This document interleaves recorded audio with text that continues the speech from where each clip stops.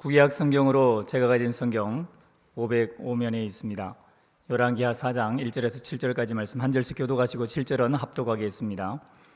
선지자의 제자들의 아내 중의 한 여인이 엘리사에게 부르짖어 이르되 당신의 종 나의 남편이 이미 죽었는데 당신의 종이 여호와를 경외한 줄을 당신이 아시는 바니이다. 이제 빚준 사람이 와서 나의 두 아이를 데려가 그의 종을 삼고자 하나이다 하니 엘리사가 그에게 이르되 내가 너를 위하여 어떻게 하랴?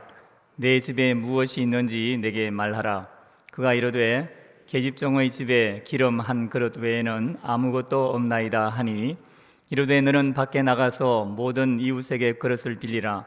빈 그릇을 빌리되 조금 빌리지 말고 너는 내 두 아들과 함께 들어가서 문을 닫고 그 모든 그릇에 기름을 부어서 차는 대로 옮겨 놓으라 하니라. 여인이 물러가서 그의 두 아들과 함께 문을 닫은 후에 그들은 그릇을 그에게로 가져오고 그는 부었더니 그릇에 다 찬지라. 여인이 아들에게 이르되 또 그릇을 내게로 가져오라 하니 아들이 이르되 다른 그릇이 없나이다 하니 기름이 곧 거쳤더라. 함께 봅니다. 그 여인이 하나님의 사람에게 나아가서 말하니 그가 이르되 너는 가서 기름을 받아 빚을 갚고 남은 것으로 너와 내 두 아들이 생활하라 하였더라. 아멘. 우리 옆에 계신 분들하고 이렇게 한번 인사하겠습니다. 여러분 보물 금고가 가득 차시기를 바랍니다.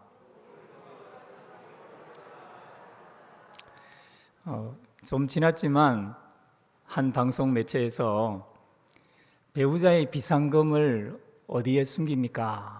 어디에서 비상금을 발견할 수 있습니까? 라고 하는 것에 대해서 조사를 해서 발표를 한 적이 있습니다.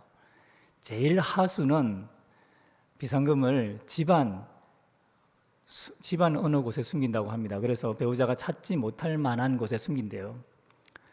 조금 이제 평범한 분들, 중수라고 하는데 그분들은 집 밖에 있는 자동차라든지 사무실 캐비넷이란지 어떤 집에 두지 않고 밖에 둔다는 거예요. 그리고 제일 고수는 어떻게 하냐면 다른 계좌를 만든대요. 그리고 아예 계좌가 발견되지 않는, 계좌조차도 발견할 수 없는 그런 은행에다가 집어넣어 놓는다고 합니다. 그중에 하수에 해당하는 분들이 이 배우자에게 비상금이 발각되지 않도록 하는 방법 중에 하나는 성형수술한 아내의 옛날 앨범, 성형수술하기 전에 앨범에 넣는다, 이런 것도 있더라고요. 네, 금방 발견되든지 아니면 그 앨범 버려버리면 어떻게 되겠습니까? 여러분, 비상금, 돈은 돈인데 배우자와 다른 사람과, 내가 사랑하는 사람과 공유하고 싶지 아니하는 그런 돈이 2021년에는 혹시 여러분 있었는지 모르겠지만 2022년에는 자수하여 광명 찾으시기 바랍니다. 서로에게 숨길 필요가 없는 그런 화목한 가정, 정말 하나 되는 가정, 서로가 돕는 가정, 그런 부모와 자녀가 되면 얼마나 좋겠습니까? 오늘 말씀은 보물창고에, 보물금고에 하나도 없다라고 생각했던 그 보물금고에 보물이 가득해지는 이야기입니다. 잘 아시는 이야기죠. 지금부터 약 2850년 정도, 그 정도 되는 시점에 BC 850년경에 있었던 이야기입니다. 한 여인이 엘리사를 찾아옵니다. 엘리사는 하나님의 사람이죠. 그리고 자기는 지금 보물 금고에 아무것도 없습니다. 어떻게 하면 되겠습니까? 그랬더니 엘리사가 그 보물 금고를 가득 채우는 방법을 알려주었죠. 그리고 그 여인은 그 보물 금고가 가득 차는 경험을 하게 됩니다. 근데 이 여인이 왜 보물 금고에 보물이 하나도 없었을까? 이것을 이 열왕기하 4장의 성경 기자는 하나님의 관점으로 여인을 조명해 주고 있습니다. 1절과 2절에 보면은 여인이 엘리사를 찾아와서 무슨 말을 합니다. 여러분, 무슨 말을 합니까?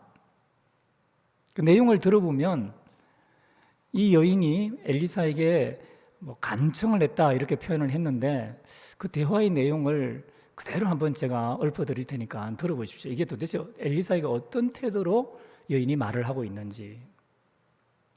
당신 종, 내 남편, 그는 죽었죠. 당신 자신이 잘 알죠. 당신 종, 그는 하나님을 경외했죠. 그런데 빚을 준 자가 오고 있는데 종 삼으러 오는데 내 두 아들 자기를 위해서 붙잡아 가려고. 여러분, 우리 본문에서는 이제 간청했다 이렇게 표현되어 있지만 이 여인의 말을 그대로 제가 읊어드렸습니다. 여러분, 이 여인이 엘리사에게 말하는 이 내용이 어떤 마음을 가지고 있는 것입니까? 2절 하반절에 보면은 다시 여인이 엘리사의 말을 듣고 또 대답을 하는 내용이 나오는데 없어요. 당신의 여종에게는 그 집 구석에 기름 한 병 정도 있나? 이렇게 말해요. 저는 이 여인이 지금 엘리사에게 그 보물 금고가 빈 이야기를 할 때 왜 이 여인의 보물 금고가 비게 되었는지에 대해서 묵상을 하다가 이 여인이 가지고 있는 나는 뭐지?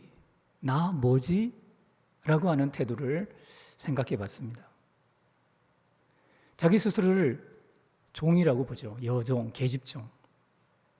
남편도 종으로 살았고 자기도 지금 종으로 살았는데 주님을 잘 섬겼지만 남편은 가버렸고 자기만 남아있는 나머지가 된 거예요.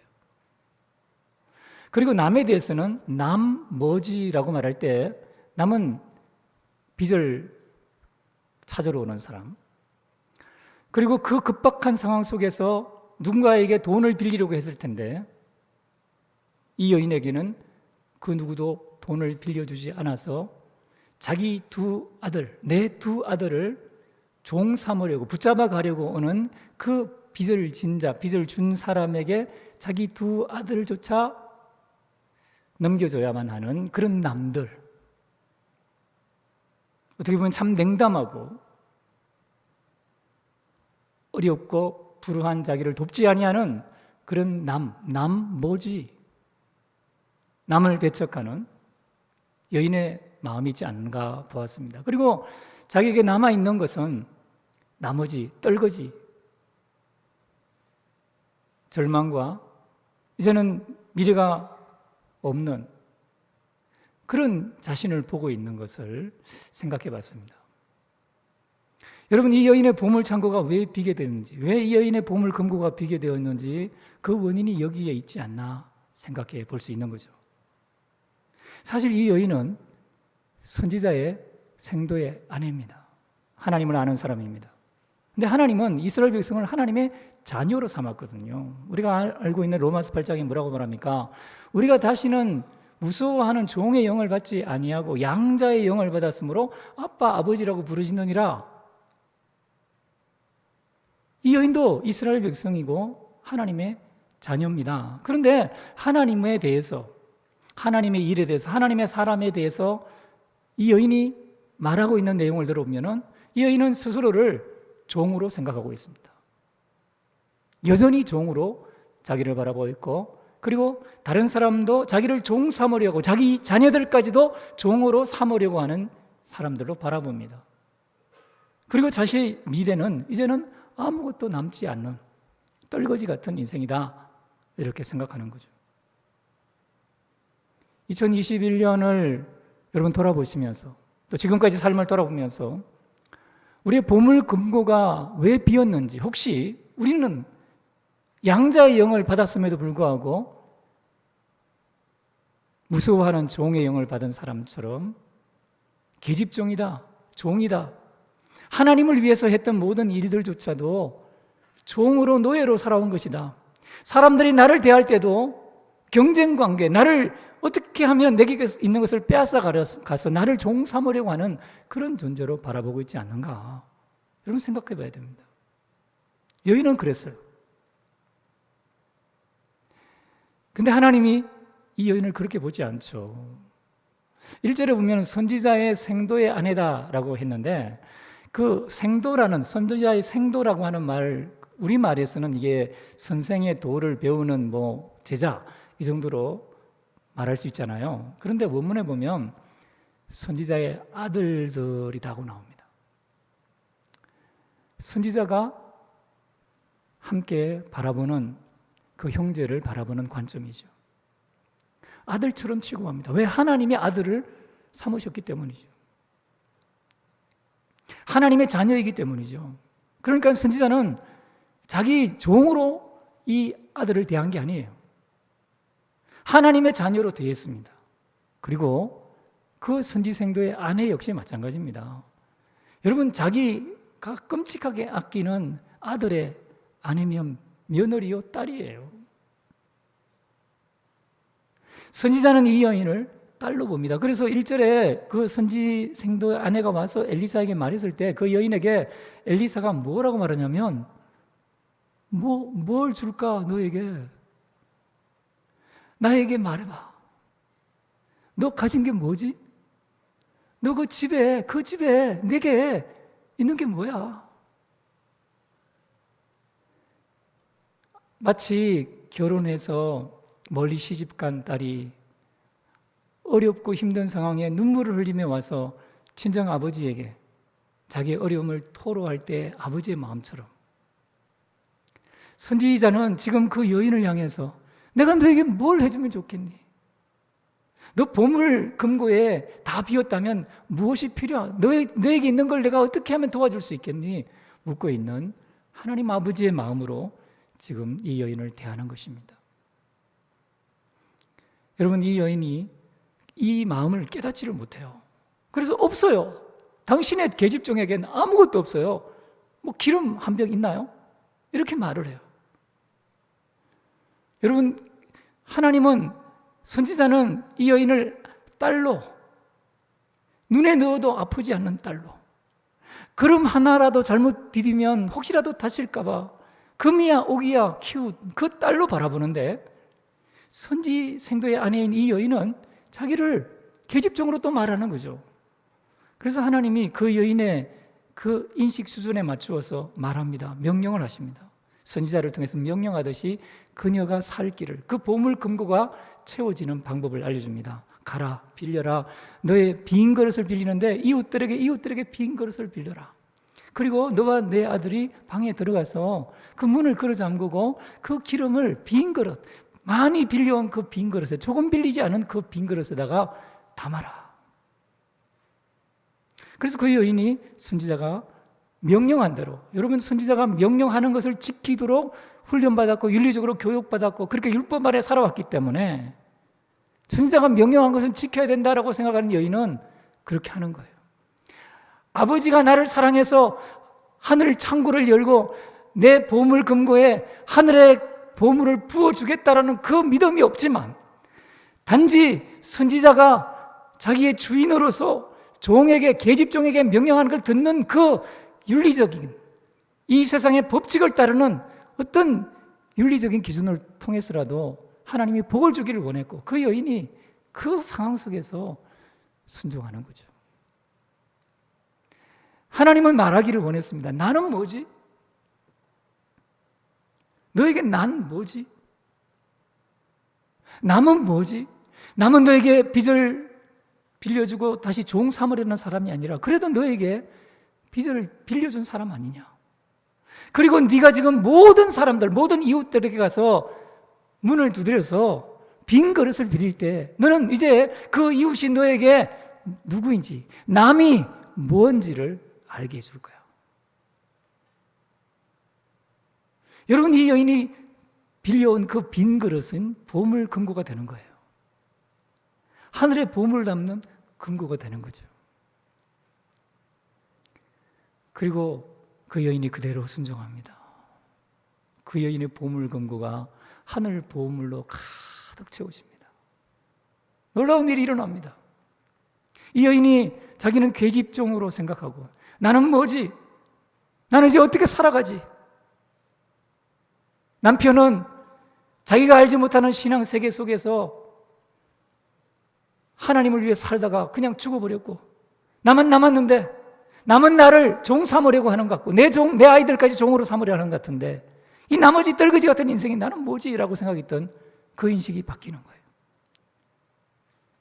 하나님이 나는 뭐지? 내 딸아 라고 말씀하시는 음성을 듣게 되고, 그리고 남이 나에게 지금 어떤 존재인지, 남이 무언지를 알게 됩니다. 엘리사는 그 여인에게 나에게 자세하게 이야기해다오 라고 했는데 사실 이야기하지 않습니다. 1절, 2절에 보면은. 그런데 7절에 보면 이 여인이 엘리사에게 들어가서 자세하게 자기에게 일어난 일을 그대로 고합니다. 반전이죠. 신앙이 회복되고 새로운 삶의 세계가 열리게 되는 것입니다. 여러분, 우리가 오늘 이제 2021년을 마지막 보냈고 2022년을 첫 출발하는 이 시점에서 나는 뭐지? 남은 뭐지? 나머지? 라고 종의 자세로, 종의 인식으로 우리의 삶을 바라보면 2021년과 2022년이 달라질 게 없어요. 그런데 우리 하나님은 우리를 양자 삼으셨습니다. 하나님이 우리의 주인이십니다. 하나님 우리의 아버지십니다. 하나님의 영으로 인도함을 받는 사람은 다 하나님의 자녀입니다. 성령이 우리 안에서 우리가 하나님의 자녀이신 것을 증언합니다. 그래서 우리에게는 여러분, 빈 그릇을 남을 누구에든지 가서 빈 그릇을 빌리기만 하면은 그것이 보물 금고로 바뀌는 거예요. 하늘 보물이 담기는 그릇이 되는 겁니다. 엘리사의 이 기적 이야기와 가장 유사하게 최근에 일어났던 이야기 중에 하나는 1900년도 한 세기 94세까지 하나님 앞에 5만 번 기도 응답을 받았던 조지 뮬러 같은 사람이죠. 전에도 한번 말씀드린 적이 있지만 고아원을 운영하다가 그 다음날 아침 먹을 양식이 없었는데 조지 이렇게 말합니다. 내일 아침에 하나님이 주십니다. 하나님은 고아의 아버지십니다. 성경에 나와 있지 않습니까? 믿읍시다. 그리고 아침 먹을 시간이 되었는데 빈 그릇을 300명에 해당하는 빈 그릇, 떡을 담을 그릇, 빵을 담을 그릇, 그리고 우유를 담을 그릇, 그리고 수저, 포크와 나이프를 갖다 놓고 감사기도를 드립니다. 아무것도 없어요. 주방에 남은 게 없어요. 근데 조지 뮬러가 기도를 합니다. 지난번에 간증에 대해서, 이 스토리에 대해서 얘기 드렸을 때는 공장에 불이 나서 그 공장이 가지고 있던 빵을 여기다 갖다 놨다 그렇게 말했는데 또 기적이 일어났습니다. 이번에는 제빵사 한 사람이 밤새도록 잠이 안 오는 거예요.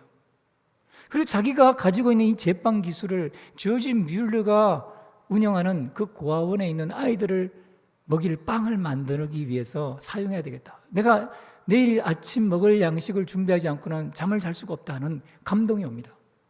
그래서 밤새도록 빵을 만들어요. 300명이 먹을 빵을. 그리고 조지 뮬러가 기도가 마친 그 때에 300명이 먹을 그 빵을 갖다가 주는 거죠.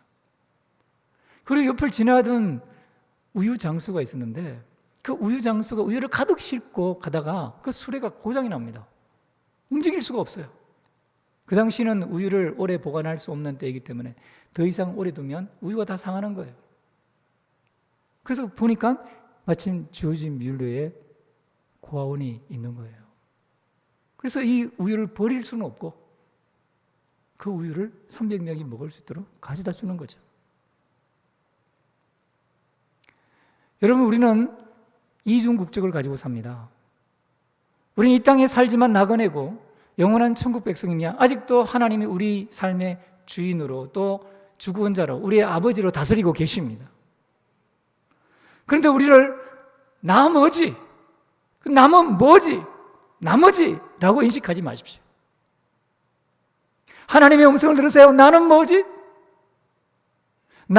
뭐지?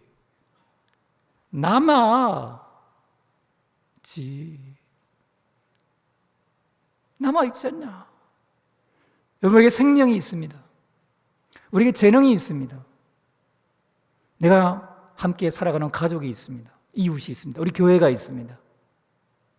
하나님이 남겨두신 미래가 있습니다. 2022년이 여러분과 저에게 이러한 한 해가 될 수 있기를 주의 이름으로 축원합니다. 보물 금고에 하늘 보물을 담을 수 있는 비결은 종의 생각을 버리는 겁니다. 자녀의 마음을 가지는 겁니다. 자녀는 아버지의 집을 아버지가 준 것을 마음껏 누릴 뿐만 아니라 최선을 다해서 아버지를 위해서 일하는 거죠. 저와 여러분의 미래가 주님 은혜 가운데서 이렇게 보물금고가 가득해지는 것을 간증할 수 있는 그런 복된 미래로 2022년이 점철될 수 있기를 주의 이름으로 축원합니다. 한번 따라해 보겠습니다. 보물금고는 나머지에 있다. 한 번 더 하겠습니다. 보물금고는 나머지에 있다.